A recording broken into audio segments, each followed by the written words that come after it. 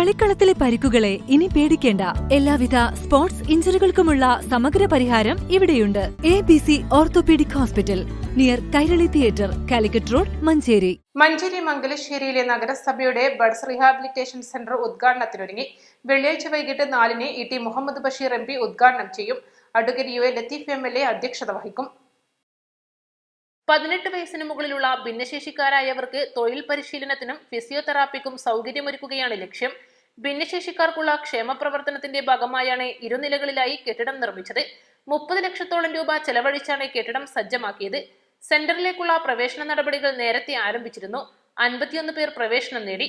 അധ്യാപികയെയും നിയമിച്ചു.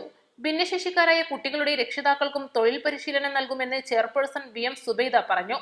മദ്രാസ് അസംബ്ലിയിൽ അംഗമായിരുന്ന അന്തരിച്ച മുസ്ലിം ലീഗ് നേതാവ് MP ഹസൻ കുട്ടിക്കുരിക്കളുടെ മകൾ പരേതയായ ഫാത്തിമ സുഹറ കുരിക്കളുടെ കുടുംബമാണ് കെട്ടിടം നിർമ്മിക്കുന്നതിനാവശ്യമായ 17 സെന്റ് സ്ഥലം സൗജന്യമായി നൽകിയത്. മംഗലശ്ശേരി നഗര കുടുംബാരോഗ്യ കേന്ദ്രം, സ്വയംപ്രഭ ഹോം എന്നിവയ്ക്കും ഈ കുടുംബം സൗജന്യമായി ഭൂമി വിട്ടു നൽകിയിരുന്നു.